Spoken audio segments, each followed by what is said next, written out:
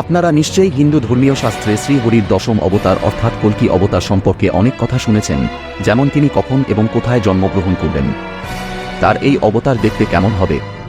কিন্তু এর বাইরেও এমন 10টি রহস্যময় বিষয় রয়েছে যা এখনও প্রকাশ করা হয়নি, তাই আজকে আমরা আপনাদের জানাব। কল্কি অবতার ভগবান বিষ্ণুর একমাত্র অবতার, যার জন্মের আগে থেকেই তার জন্মজয়ন্তী পালিত হতে থাকে।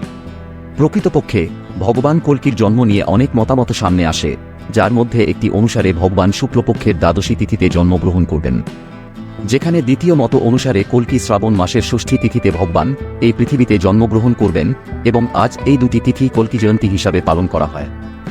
বিষ্ণু পুরাণে একটা উল্লেখ রয়েছে যে ভগবান কল্কি উত্তরপ্রদেশের মোরাদাবাদ জেলার সম্বল গ্রামে জন্মগ্রহণ করবেন।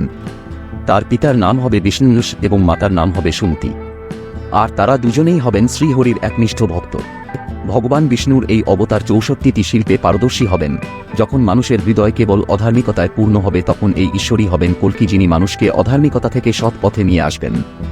শ্রীমদ্ভাগবতের দ্বাদশ অধ্যায়েও ভগবান কল্কির বিস্তারিত বিবরণ দেওয়া হয়েছে, যেখানে বলা হয়েছে যে এই অবতার হল ভগবান বিষ্ণুর দশম এবং শেষ অবতার, যার পরে কলিযুগ শেষ হবে এবং সত্যযুগ শুরু হবে। ভগবত গীতা অনুসারে ভগবান রামের মতো ভগবান কল্কিরও 4 ভাই হবেন এবং 2 স্ত্রী। একজন হবেন মা লক্ষ্মীর রূপে পদ্মা এবং অন্য স্ত্রী হবেন রমা। রামের অবতারের সময় অর্থাৎ ত্রেতাযুগ, বৈষ্ণবী নামে এক মহিলা ভগবান শ্রীরামকে বিয়ে করার ইচ্ছা প্রকাশ করেছিলেন। তখন শ্রীরাম তাকে বিয়ে করার প্রতিশ্রুতি দেন এবং তাকে কল্কি অবতারের কথা বলেন।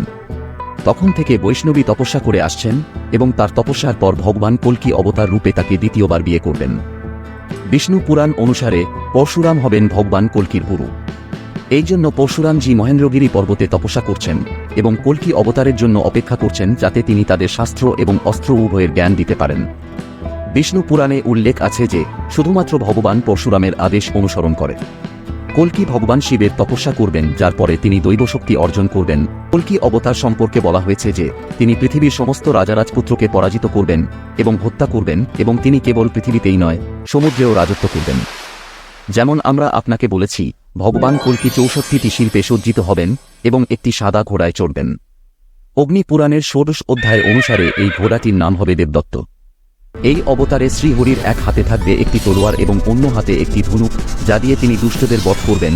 কথিত আছে যে ভগবান কল্কির একটি রহস্যময় তোতাও থাকবে, যার নাম হবে সুখ। এই তোতা পাখি অতীত, বর্তমান এবং ভবিষ্যতের সম্পূর্ণ জ্ঞানী হবেন, যিনি ভগবান কল্কিকে তার ক্ষমতা দিয়ে সময়ে সময়ে সাহায্য করবেন এবং অনেক গুরুত্বপূর্ণ তথ্য দেবেন।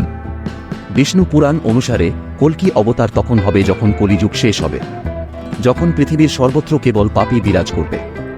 মানুষ হবে অধার্মিক, যারা শুধু নিজের কথা চিন্তা করবে। তাদের শাস্ত্রের জ্ঞানও থাকবে না, মূল্যবোধও থাকবে না।